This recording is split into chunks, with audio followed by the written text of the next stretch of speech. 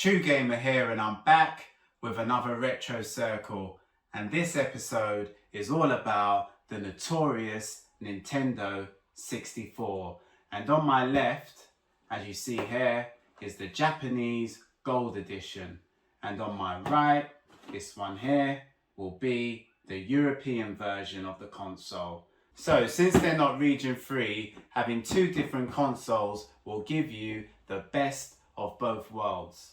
So when I flip it over, this is what the back of the UK version will look like, and this is what the back of the Japanese will look like. Nothing much here.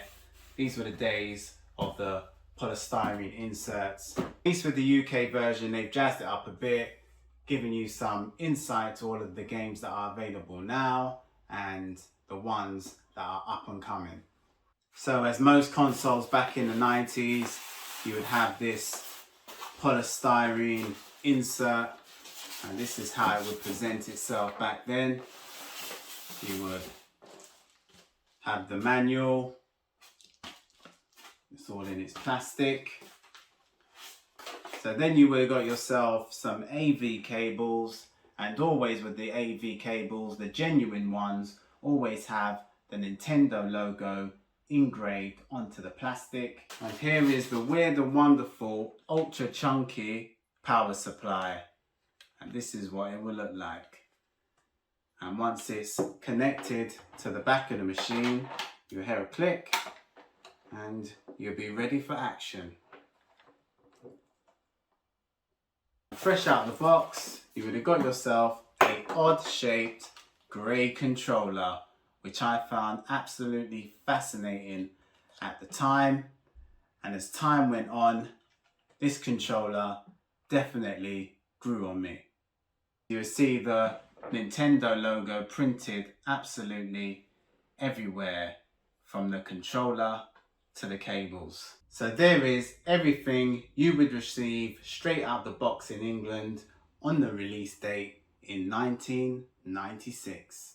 So just like the UK, this came with a polystyrene insert, and this is how it would be presented to you back in the glory days. It's pretty much the same. You would have a Japanese system manual, which looks fancier, and it does have a little bit more extra paperwork. Have a nice vision of the N64 on the front cover. So with the Japanese system manual, everything is enlarged, and no different with the power brick. Instead of the 3-pin, you're going to get this 2-pin connector, and again you will get yourself the AV cables. The only difference with this, guys, to the UK, you get yourself this luscious glittery gold controller. Let's take a look at that. And this is in superb condition, which is always a good thing. And slight change with the cable. We don't have that black plastic. We just got this one piece of connector there. It does have the N64 logo in all of its glory. So that's that. You get yourself a gold controller to go with your gold system, and this is what it will look like. There you have it. I don't think I mentioned it before, but yeah, this is the on and on. These are all the connectors. That's your reset button. That's where your memory expansion would go. Back, we got the AV cable input there, and that's pretty much it. And then this is where your power brick would go. So yeah, so this is an extension part. Once you remove the cover, you'll be ready to connect it to your NDD, which will allow you to play them rare floppy disk kind of cartridges, which is only for the elite N64 players. So this is everything you would have got straight out the box in Japan on the release date. Now I'm going to move over to the accessories. This is a Nintendo 64 Rumble Pack, and this will make your experience more immersive, but it's depending on the game you're playing because some titles are not compatible with this Rumble Pack. I'll show you what it actually looks like in person. Comes with this cardboard insert this time, and it will have something engraved on the top of the cardboard to make you know it's the traditional version. And this is what the Rumble Pack would look like, and there is the back. So yes, it does come with all of its creased up paperwork. This is the instruction manual. Better one than none, that's what I say. So this is the Nintendo 64 memory card, which was needed for games which didn't have the memory capability built into the cartridges. So having this will be very handy strictly for that purpose. And this did come with an instruction manual, which is in better condition than the Rumble Pack one. It's near enough pristine condition, that is. And once again, we do have the cardboard insert, and we do have some more extra documentation with this green slip, which is the warranty. So we're getting there to pretty much CIB there, and this is very mint. You see the NUS printed, well, etched into the box. And we also get some sticky labels to put on your memory card, which some people used to do back in the 90s. Yeah, I think you would put it on your memory card like that. Let me show you what the memory card looks like. So here is the memory card. Once again, you just see controller pack on the back. And that's what it is really. It's a Nintendo controller pack, they call it. But it's also a memory card. So with these sticky labels, I presume it was to write down the games you had saved on your memory card here, just in case you forgot. So Nintendo were thinking ahead on that point. And this is the Nintendo 64 expansion pack, which is compulsory, because without this all the good games will be pretty much unplayable. So mine does come with a battered and bruised box, as you can see. I'm just grateful to have a box because they're not very easy to find. And once again, it does have this cardboard inlay with that NUS etched into the top of the cardboard. And I do have this prestigious looking manual here, which must have a plethora of information because this instruction booklet is absolutely massive. As you see here, it is packed to the rafters. This is where your expansion pack would be, but for me, I would have this jumper pack, which is a jumper pack memory, which comes with every standard machine. So in here will be your new and improved expansion pack, and once it is slotted in, it will enhance your machine tremendously. To take a closer look at the expansion pack, this is what it will look like, and it will stand out much different to the jumper pack because of that top red distinctive design. And yeah, look at that. This is the same as the jumper pack. Back is pretty much the same, but you know the difference because it hasn't got this red design at the top of it. And it will go in like this once you hear the click, and then you can replace the top cover. Now I'm going to do a quick demonstration of what the N64 control pad will look like once the rumble pack is connected and also the controller pack, aka the memory card. So this is how the controller will look once I connect the rumble pack, and it will look like this. So here's the side view, the front view, and a shot from behind. Fortunately, you can't have them both in at the same time, and the rumble pack will go in like so and will look 1,000 times more neater than the rumble pack. You can barely notice it's in there, but you do see that infamous Nintendo logo still on the memory card. So yeah, that's pretty much it. What it will look like once them two accessories are attached, and it doesn't make a difference to the weight. It still weighs as light as a feather. With the rumble pack, slightly heavier, but still not much of a difference. To remove it, you got to clip this in and slide out your controller pack. So yeah, when you do connect up your rumble pack, it does transform your control pad into Frankenstein and make it look a little bit freakish. But it really doesn't make any difference to the weight. It still feels very light. But there it is. When these two accessories are equipped to your N64 controller, that is what it will look like.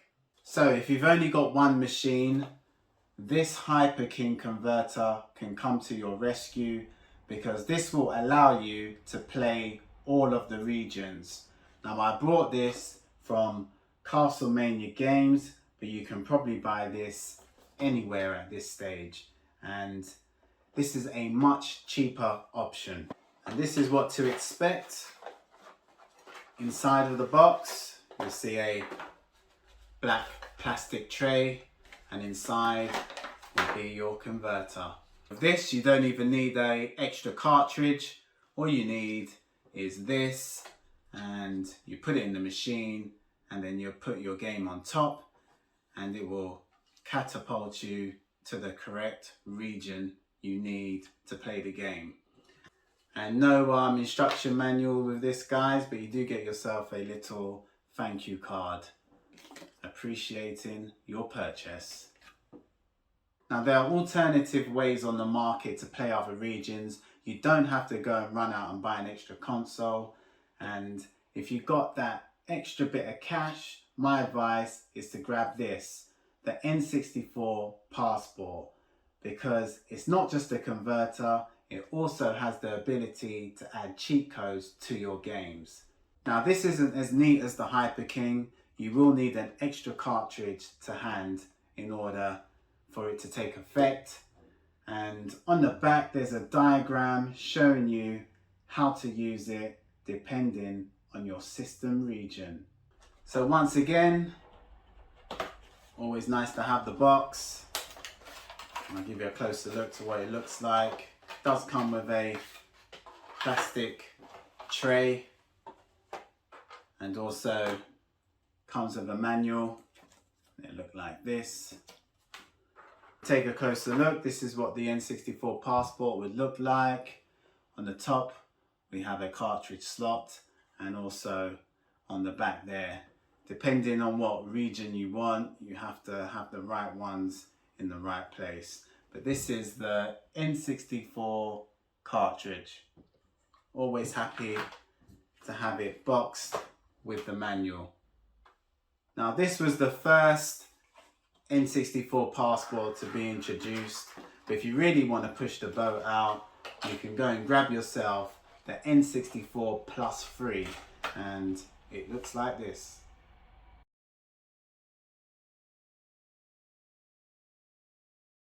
And lastly, I'm going to take a look at all of my succulent games in my collection. It's not much, but I'm still satisfied. Now, I'm going to start with the premium heavy hitters first. Now, this is Superman, which can cost well over the odds. especially if it's boxed. But this one, I do have the manual missing. So this is The Legend of Zelda: Ocarina of Time. Nice to have the box protector, perfect dark. Now this doesn't really cost much, but I still have it as my heavy hitter. And then we got the king of the machine really, GoldenEye 007. And here is a sports game which is no joke in price, International Superstar Soccer 2000. And to get this box with the manual, you'd be looking to empty the bank, I'll just tell you that. This is creeping up in price now. Got it for a great deal. WF No Mercy. With pure legends on the front there. Stone Cold, Rock. And the list goes on. And this is one of my favorites on the machine. The Legend of Zelda Majora's Mask. Check out that sensational looking box there. And to top it all off, I have to show inside of here quickly. And the reason why I have to show you inside of here is because the Zelda Gold cartridge is absolutely legendary. Just feast your eyes on that, chaps. This was certainly a showstopper in its day. Just look at that. And it's also equipped with a thick book-like manual, which is absolutely stacked. And this guide will help you through your epic adventure in the Majora's Mask universe. So look at that manual, guys. They don't make them like this anymore. I definitely had to show inside of this box because that cartridge is one for the history books, and I had an absolute blast playing this back in the day, and that is F-Zero X. And this is a great game, and once again another game which is going up in price. So that's 8 of my heavy hitters on my machine. So these are my best games apart from this. I just showed this because it cost a fortune, but this game is horrendous. Now these games are good, but they don't cost much. International Superstar Soccer 64. Every time I look at that cover art, it brings back those sweet, sweet memories. And then you got WCW, NWO Revenge, another good game, which you can get for a reasonable price. I'm talking not that cheap, but you can get it below £50. Along with this, International Superstar Soccer 98. And this is a bit different because I think this is going up in price with this German player on there. Because normally you would have saw Paul Ince, but this is becoming to be a bit of a rarity out there. And then you can't go wrong with Super Mario 64, absolute classic, one of the best on the system. But you can pick these up for, you know, rather cheap at the moment, so I wouldn't put them in the premium list. And all of these are boxed with instructions. So these are all of the Japanese games in my collection. I've only got 4. We got the cult classic, Mario 64, and the box arts are a bit different to the European boxes. And yeah, I do, in some circumstances, I do prefer the Japanese box arts. And this is Pilot Wing 64. Great game. One of my first games I played on the N64. And then we got the World Cup France 98 with that bird mascot, which is legendary. So there you have it. And then one more, 1080. And it will look like that, the box. Cartridges are pretty much the same. And let me just compare the boxes there. So the Japanese is vertical and the Europeans is horizontal. That's how they made it, so they can distinguish which one is different. But yeah, some boxes I prefer more than the Japanese, and some Japanese boxes I prefer more than the European. If you do look inside of the Japanese, their plastic trays are different, their manuals are different, and also their registration stuff and product booklets are different. This is basically complete in box, I think. This product, no. It's just a whole different style compared to the European. I do prefer their trays with that Nintendo 64 logo etched in at the bottom there. Just to let you know, this is straight from the Nintendo headquarters. The inserts of the Japanese games are 1,000 times better and more robust compared to these cardboard inserts, which will flake away at a touch of them and nothing engraved there. Yeah, can't compare, my friend. Japanese all day long. Let's look at that. Cartridge are a carbon copy. Not much has changed there. And even the manuals, I gotta say, it's a Japanese win as well. Got more volume to them. But I do feel the Japanese box has a better design and they're kind of built more stronger to the UK. But you tell me, you decide, which one do you prefer? So these were my most valuable N64 games in my collection, which are well overpriced. And as you see, there wasn't a loose cartridge inside.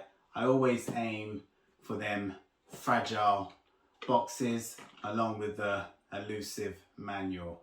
And to my right were the inexpensive games where they were still a lot of fun. So it's not always about the money, and just playing this Superman game made me realize that. And in the middle we have some Japanese classics here. You can never go wrong when you got this in your collection. So there it is. That just rounds up another Retro Circle episode. You have just witnessed my Notorious N64 collection. Okay guys, if you like the video, give me a thumbs up. Even better, subscribe. Till next time, see ya.